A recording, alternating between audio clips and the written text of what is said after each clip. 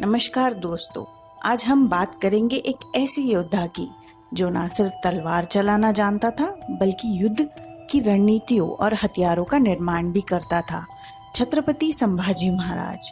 बहुत कम लोगों को पता है कि संभाजी महाराज ने एक विशेष छाती का कवच, चेस्ट शील्ड, खुद डिजाइन किया था। एक ऐसा कवच जो न केवल हल्का था बल्कि दुश्मन के तीरों और तलवारों को भी रोक सकता था। आइए जानते हैं कवच की जानकारी। इस कवच को मराठी में उदरबंद या छाती कवच कहा जाता था। इसका मुख्य उद्देश्य था शरीर के महत्वपूर्ण अंगों की रक्षा करना, सैनिकों को गति और लचीलापन देना, घातक हथियारों से बचाना। इसे संभवतः धातु और विशेष चमड़े या तेल नमक में भीगे मोटे सूती कपड़े की परतों से बनाया गया था। यह तीरों और भालों के वार से रक्षा करने में सक्षम था। इसका डिजाइन ऐसे था कि इसे पहनने वाला योद्धा तेजी से दौड़ और वार कर सकता था। यह आविष्कार छत्रपति संभाजी महाराज की रणनीतिक सोच और युद्ध में नवाचार की भावना को दर्शाता है। वह केवल तलवारबाज ही नहीं बल्कि एक वैज्ञानिक सोच वाले योद्धा भी थे।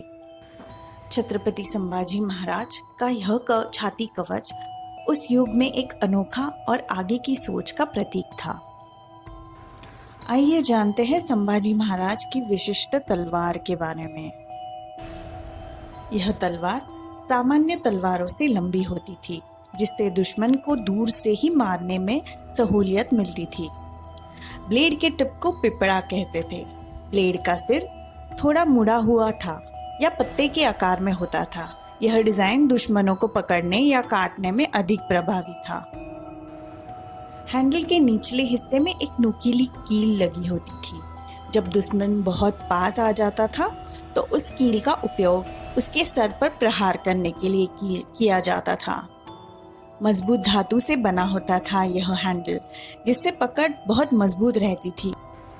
यह तलवार एक साथ वार करने और छुरा घोंपने के लिए बनाई जाती थी। कील के जुड़ने से यह एक घातक हथियार बन जाती थी, खासकर नजदीकी युद्ध में।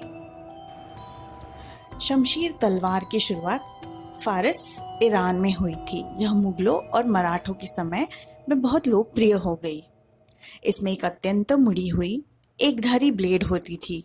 यह घुड़सवार युद्ध के लिए बहुत प्रभावी होती थी। आमतौर पर 30 से 36 इंच की लंबाई होती थी। हैंडल अक्सर सुंदर नक्शीदार और घुमावदार पोमेल के साथ होता था।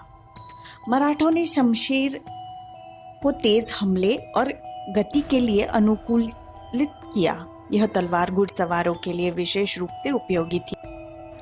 ऐसा कहा जाता है कि ये तलवार हाथी के पैर भी काट सकती थी।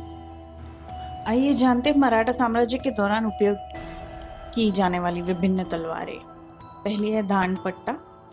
दानपट्टा स्वॉर्ड, उसे पट्टा स्वॉर्ड भी कहा जाता है। लंबी सीधी ब्लेड जो कलाई में घनी की तरह हाथ में पहनी जाती थी। यह एक चाबुक की तरह लचीलापन दिखा सकती थी। कवच वाले दुश्मनों के खिलाफ बहुत प्रभावी थी।